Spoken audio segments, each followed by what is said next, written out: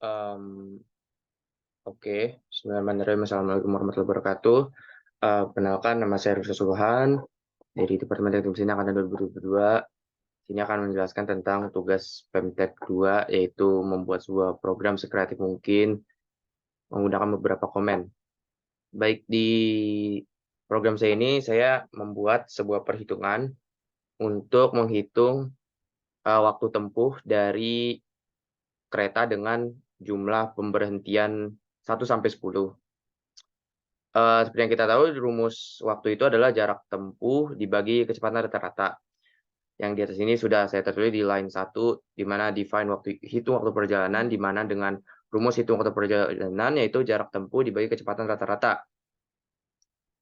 Maka dia bakal nge-return waktu perjalanan. Nah, di sini ada jenis KRL,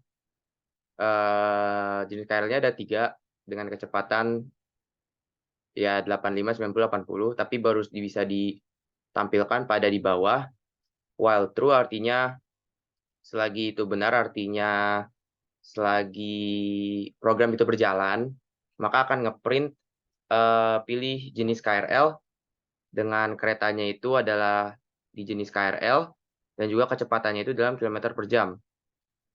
Kemudian kita menginput pilihan KRL. Jadi artinya kita memasukkan jenis KRL, dia bakal nge-print kata ini.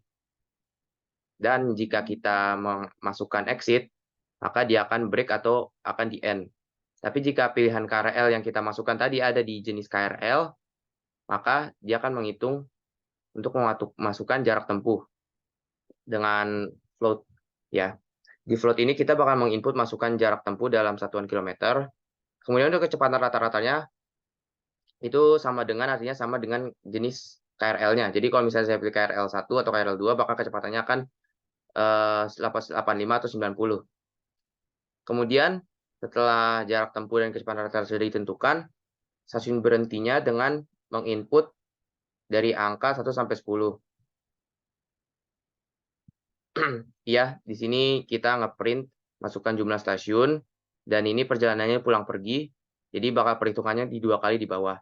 Dan jika stasiun berhenti 1 sampai 10, maka dia akan menghitung. Tapi ada syarat keduanya, yaitu jika stasiun berhentinya lebih dari 8 dengan pilihan KRL 3, maka dia bakalan, memberikan jumlah stasiun kebanyakan. Artinya dia bakal memberikan jumlah stasiun, nge-print jumlah stasiun kebanyakan dengan perhitungannya maksimal 8. Artinya di 8 ini dia akan masuk ke hitung waktu perjalanan. Dan rumus waktu perjalanan adalah ya ini jarak tempuh dibagi kecepatan rata-rata dengan total waktu keberangkatannya. Untuk waktu berangkat itu stasiun berhenti dikalikan dengan angka yang tadi kita masukin untuk stasiunnya. Di sini stasiun berhentinya totalnya berapa, dikali 1. Dikali 1 ini maksudnya adalah, 1 menit. Jadi kenapa di selanjutnya ini adalah waktu perjalanan keberangkatan, tadi kilometer per jam, berarti satuannya per jam. Di sini jadinya waktu berhenti keberangkatan, yang artinya di baris ketiga-tiga ini dibagi 60 lagi supaya dijadikan jadi per jam. Kemudian dilakukan sekali lagi untuk perjalanan pulangnya. Dengan hasil akhir adalah total waktu perjalanan PP, yaitu keberangkatan ditambah waktu pulang. Dan ini akan nge-print waktu perjalanan dengan pilihan KRL, misalnya tadi pilih kita KRL 1 atau KRL 2, dengan stasiun berhentinya total berapa, dan totalnya adalah waktu perjalanan. Nah, ini maksudnya else ini dari mana? Ini else untuk yang di atas, bila kita memasukkannya tidak 1 sampai 10, angka 1 tidak. Maksudnya kita nggak masukin angka 1 sampai 10, tapi kita malah masukin angka kayak contoh 11. Maka dia bakal mengembalikan nge-print jumlah stasiun berhenti tidak valid.